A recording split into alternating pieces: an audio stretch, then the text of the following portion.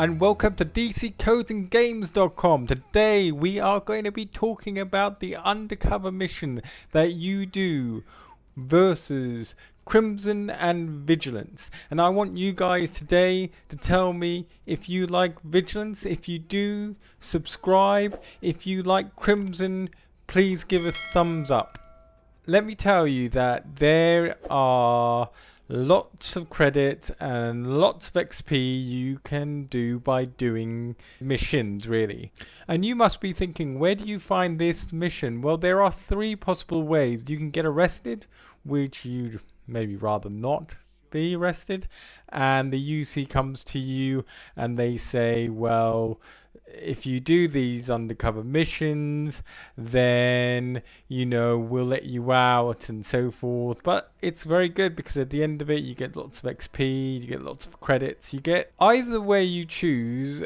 You'll get 250,000 because you'll have the choice between the two, and that doesn't really change. There are other things I will talk about later on in the video.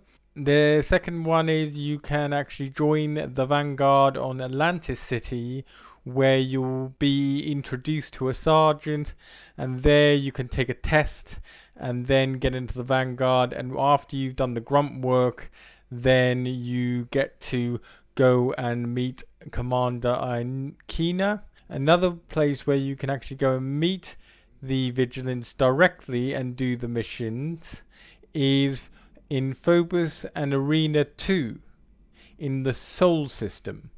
Now at the end mission you need to steal the legacy, and this is done by going into a bank and you get lots of credits, and then you have to fly away, and once you fly away this is where you have the choice. And I've done both, and I feel it's better to go with the UC, but that's my opinion. You guys might think differently, and please comment in the comment section.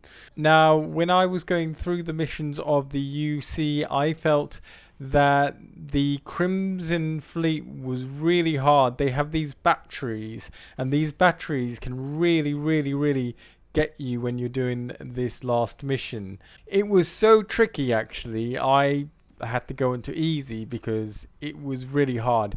If you're going to go down the UC route, just make sure that you have a very good ship to go against the Crimson Fleet. I felt by going through to the Crimson Fleet I didn't meet so much resistance. Now, having said that, I feel like going through UC I was picking up so much like Crimson credits when I killed people, and I felt like what I was looting was very substantial. So in a way I think that's better to go for the UC. When I was going for Crimson I had less resistance from the UC and I wasn't getting as much special gear, credits, etc. Now in my experience, by going for the UC I leveled up twice, whereas going for the Crimson I think I only leveled up 1.5. So it wasn't as great going through Crimson. Overall you think, oh, Crimson, I'd make a load of money and everything, but you get the same amount. And also at the end of the missions you get to choose what missions you go on, so forth.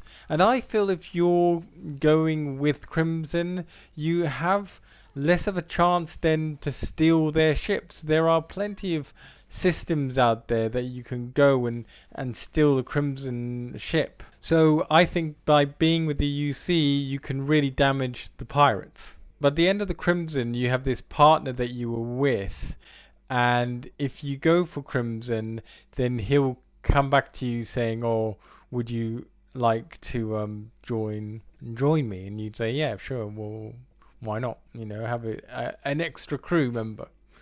Now when I was actually fighting the UC and went for the Crimson, I did find that they had a lot of robots and mechanical things I had to go and fight. If you are going to go against Crimson, for example, you're going to be fighting the key if you are going to go against the UC, then you're going to be fighting in the Vigilance ship. I hope all that makes sense, and I hope you like the video.